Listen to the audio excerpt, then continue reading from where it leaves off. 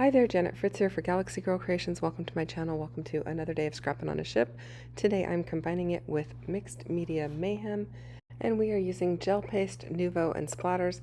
And I didn't have anything that was specifically called gel paste, so I am using some stencil butter from the Crafter's Workshop. I don't know if that counts. Hoping it does. I do have a product that is paste and I do have a product that is gel, but nothing that actually says gel paste. So I'm also using some Nuvo drops, and then I'm going to use some Nuvo Shimmer powder in Waterfall, I believe it's called Lilac Waterfall. And then the blue that I'm using here from the Nuvo drops is called Duck Egg Blue, and the stencil butter I believe is Denim Blue. I'll put links down below for any of the products that you might still be able to get. The stencil, I don't actually know the name of it off the top of my head, but I'll put a link for that down below if it's still available as well for you in case you're interested in that. I'm just doing a single photo layout today. This is another cruise layout, and this was meeting my friend Tina Campbell. I was going to retreat several years ago with a group, and I ended up not being able to go, but that's where I would have first met her, and I've known her online for a very long time. And she is just such a wonderful, genuine person. Always has a positive outlook and is a really fun spirit. And so I definitely wanted to just make a special note of being able to meet her. I had been looking forward to it for a long time, since I have known her for quite a while and missed that first opportunity. So you got to see the stenciling. You didn't get to see me put the shimmer powder on. I basically just tapped it on, sprayed it with some water. I actually sprayed my entire paper, got the entire paper wet, and let it sit and dry so that it has a minimal amount of warping. I find if I get the whole thing really wet, it warps less than if it's just wet in different splotches, and that seemed to work well for me. Now, I did this technique last month for one of my layouts, and I want to bring it back because, again, I want to do some repetitive techniques in my layout or in my album so that there looks like there's a bit of continuity. But I had these two little strips of wood grain paper that I tore off of another piece, and I thought I would go ahead and lay it down across the corrugated paper, glue it down with my Nuvo Deluxe adhesive, and then I'm going to die cut out Tina's name. My title for this one is just going to be Hello Tina. I pulled the Hello piece, it's a chipboard piece from the 49 and Market Sunburst collection, and then I'm going to go ahead and do her name in the corrugated piece.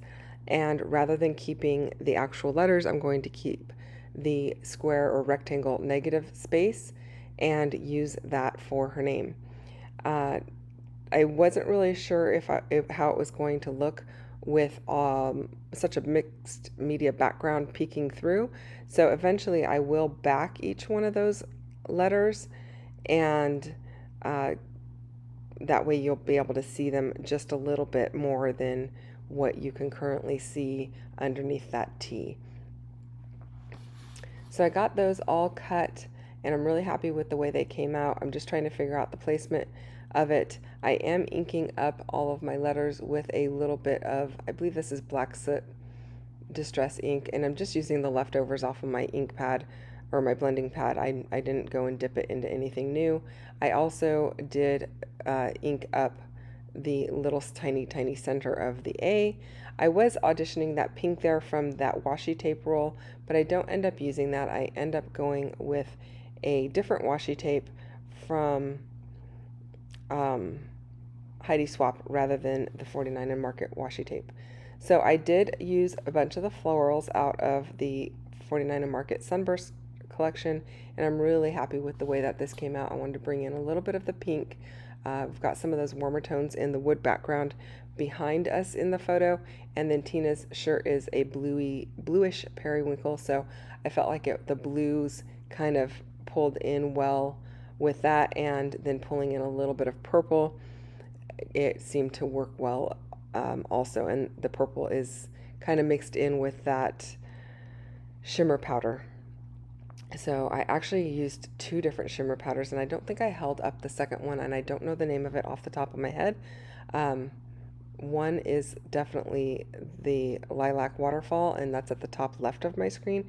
But there's a blue one that's at the top right of my screen. I'll put the name of that one down below if it's still available as well. I just don't have it with me while I am voicing this video, so hopefully I'll remember to go ahead and put that in the comments section down below.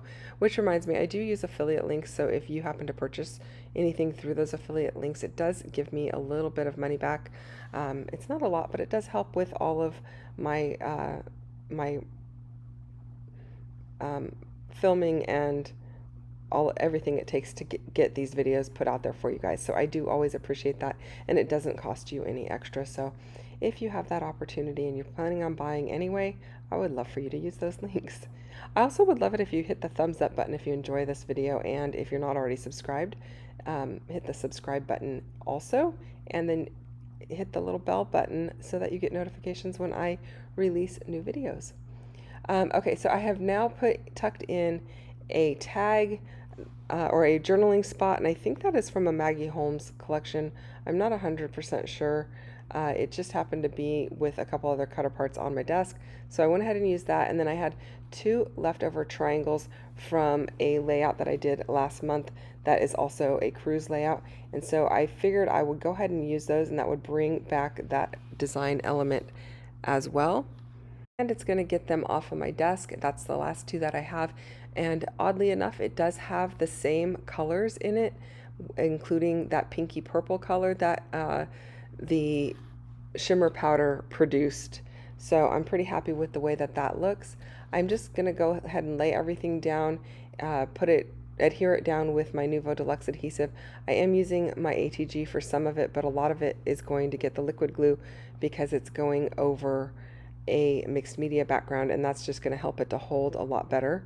So I'm kind of lining up my letters using my ATG so that I can kind of move the whole stack around and then get the placement centered on my layout when everything is said and done, and that's going to allow me to put the liquid glue on the back so that I know everything stays nice and affixed to the background that I've created.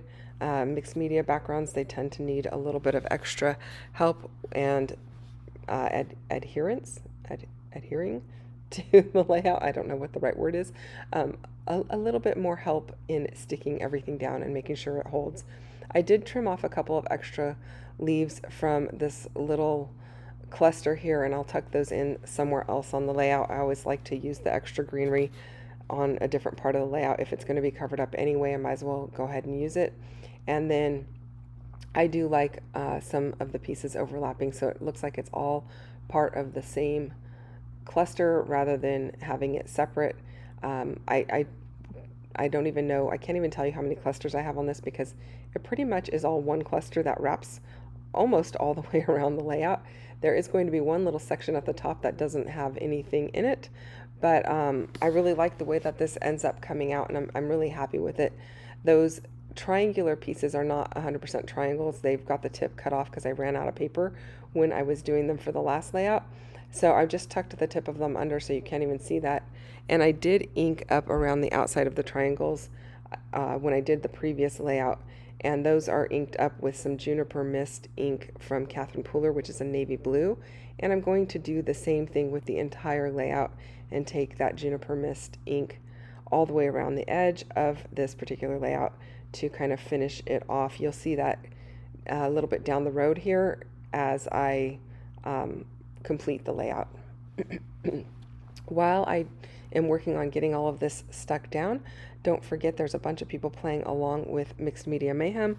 There is a playlist link down below. You can go and check out what everyone has done for this week. It will also give you prior weeks videos, and we've been doing this for quite a while now, so there's quite a few videos in that playlist that you can go and check out and see what everyone else is doing for this week. I'm really super curious what people will do for that gel paste, and so I need to go and watch their videos today also, which, I mean, I enjoy watching the videos anyway, but I'm really curious what people used for the gel paste, and I'm hoping that this stencil butter kind of fits the bill and does the same kind of, or gives the same kind of effect as a gel paste might. I don't know if the gel paste would be clear or what. I don't know if they're referring to stickles.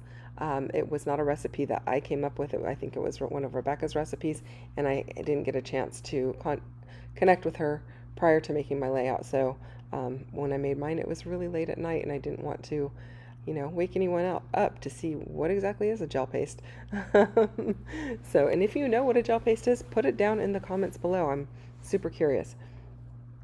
I do have gel medium, and I have like matte gel medium, and I have texture paste, but yeah, I just don't know. Anyway, here's where I go ahead and finish off my layout. It does have a little bit of warping to it, but it's not as bad as it might have been given the amount of water that I was using to move those powders around. And then I just took my Muji pen and I kind of went around the inside of the cardboard or the corrugated paper there to kind of make the word Tina stand out just a bit more. And that is it, you guys. I hope that you enjoyed this one. If you have questions or comments, of course, leave those down below. I'll get back to you as quickly as I can. If you are interested in playing along with Mixed Media Mayhem, we do have a Facebook group for that, Mixed Media Mayhem Scrapbooking, and you can see all of the recipes or inspiration ahead of time so that you can play along and post on your own YouTube channel or on Instagram. If you use Instagram and don't use YouTube, that works out also. So that is it. Come and join us, and I hope you guys have a wonderful day.